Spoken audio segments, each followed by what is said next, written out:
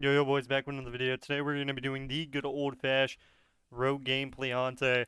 Yeah, it's been a while. I've actually went from 3287. I was actually would have gotten rank 1 solo shuffle cut off if I just didn't play. As you can see, I sap and then get him out here. But I ended up just like rage queuing. I ended up just like first I DC'd twice in a row, lost like 300 plus rating. So I went from 3100 down to like 2900. And then after Reds got super busted, I queued like the first game after Reds got busted. It got absolutely like destroyed in less than a zero point 0.5 seconds. And then I just slash AFK'd. A week later, I tried queuing again once they got tuned a little bit. Again, I get one-shotted, and I stand no chance versus any Reds.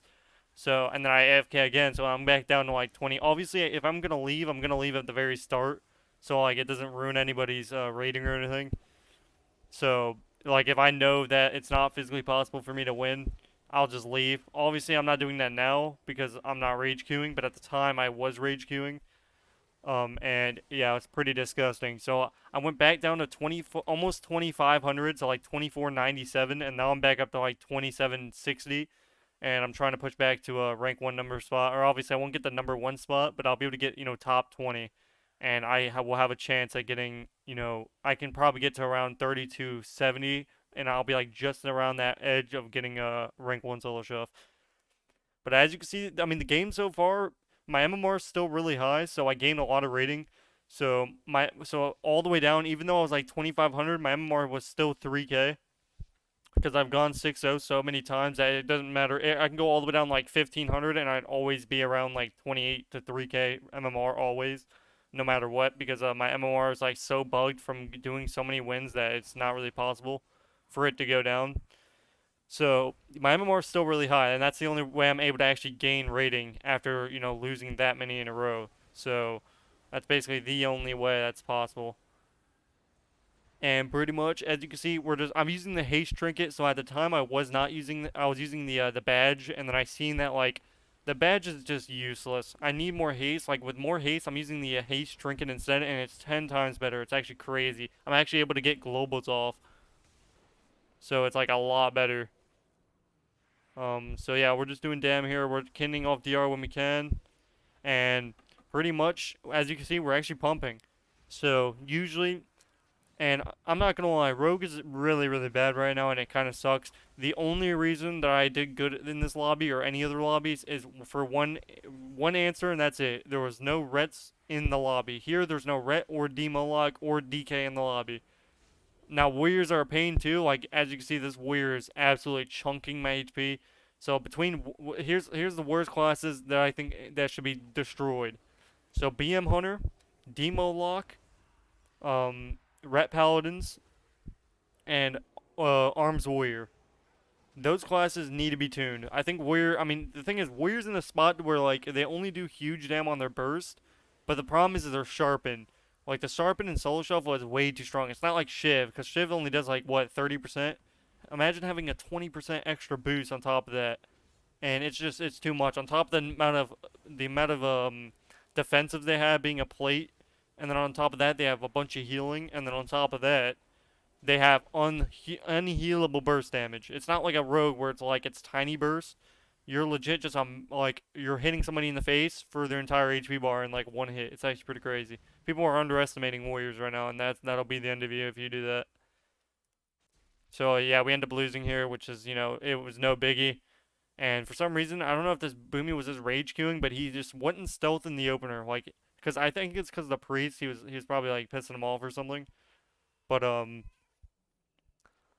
yeah, he just went in stealth. Like I think it was this match where I just was able to sap and then kidney him, and then we opened on him.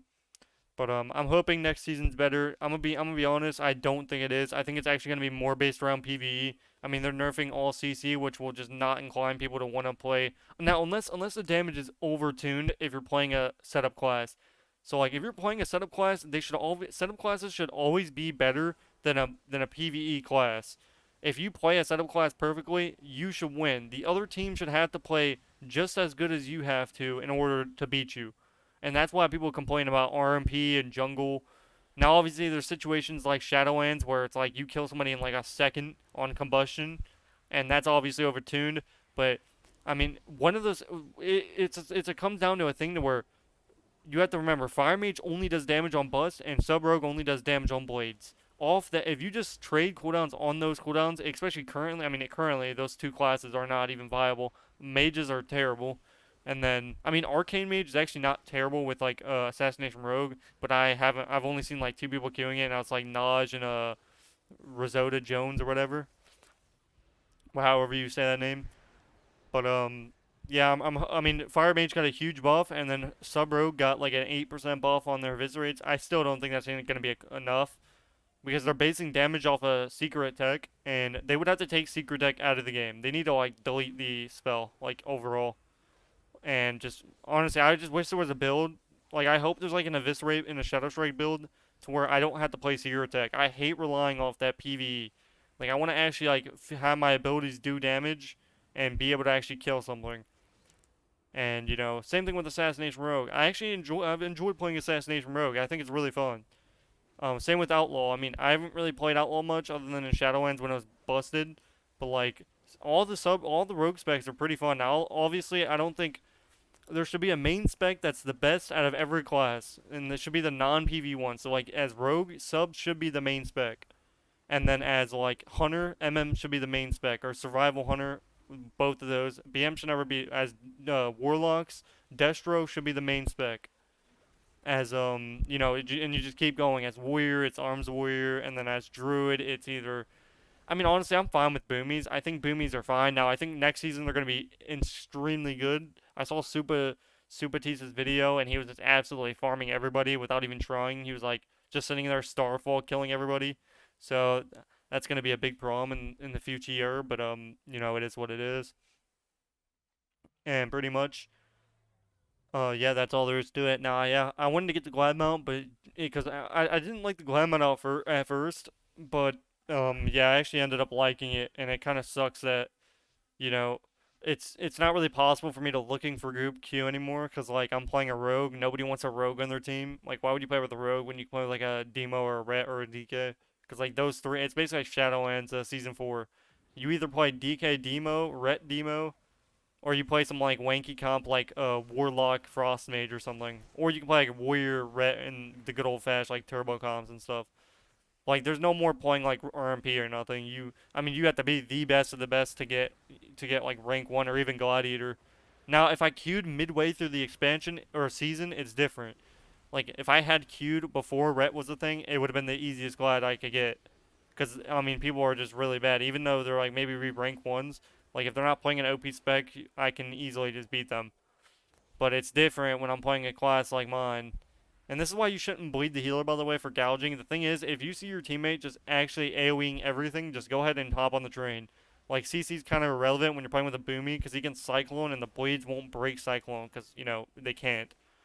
So that's why like triple bleeding with a boomy, and that's the reason I'm doing so much damage. And you might realize that you're not doing a lot of damage. Run the haste trinket, and then on top of that, check out my build below. I think it's the same build that everyone's already been running, but yeah, run the haste trinket, and you're pretty much good to go.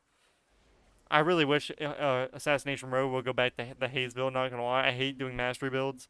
Cause like I just like without the haste trinket, bro. Oh my god, it was like one global every 3 seconds. It was actually crazy. I wasn't able to get like anything off. Here I end up almost dying there. I get the vanish off just in time. And I end up gouging or garroting these two. Because garroting off vanish is like crazy big dam. And it also silences them. So here we actually do unhealable dam here. I end up trying to gouge. He actually gets a full Cycloniante. I gouge off that for the extra like 1 second of a global from him not being able to click anything. And yeah, that's all there is to it. Now, yeah, I'm gonna try to push for my rank 1 spot, and it's gonna be rough, but I can easily get around 3,100 usually.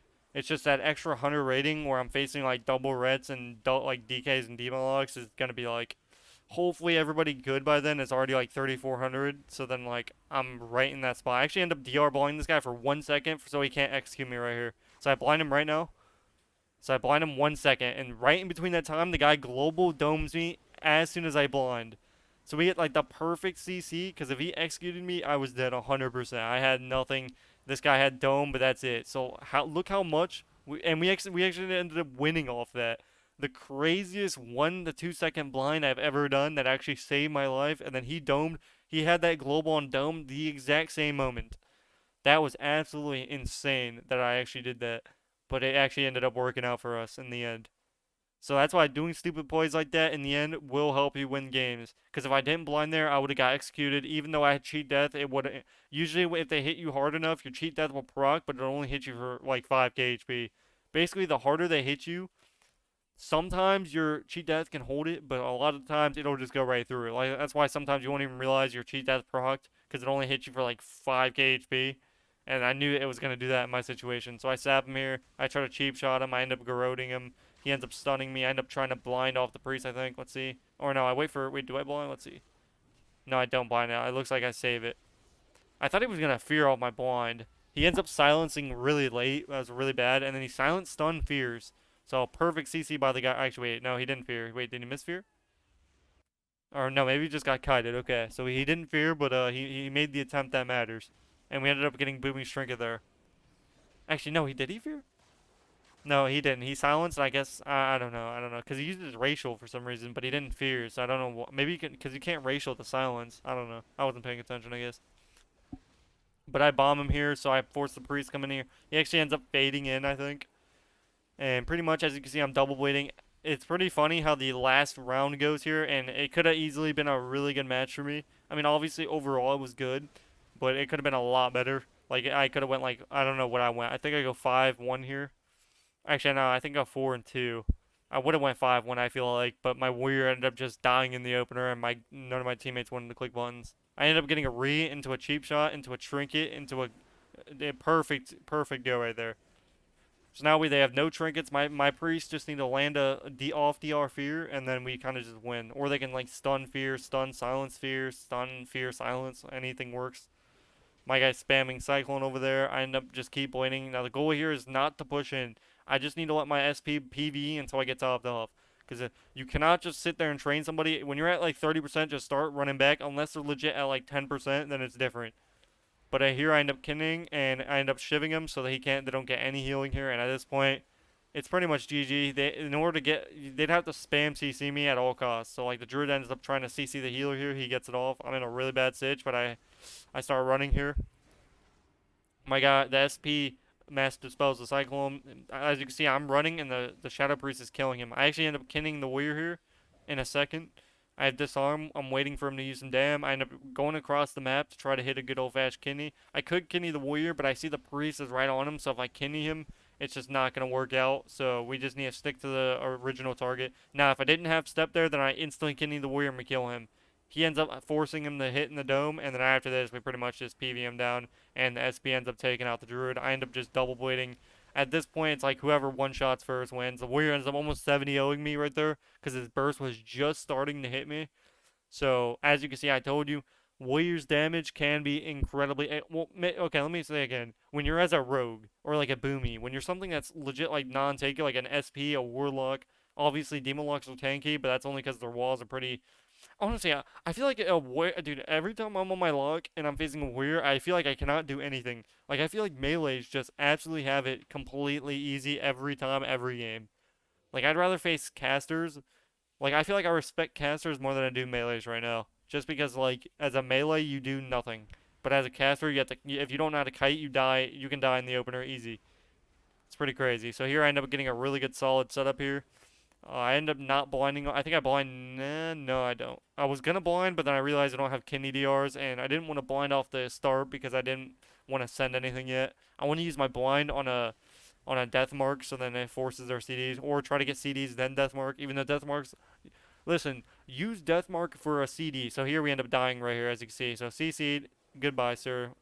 G to the G, adios. He had a rally, but whatevs. Hopefully you guys enjoyed this video, and I'm back to uploading, but let me know what you guys think, and I will see you guys in the next one. Peace, peace.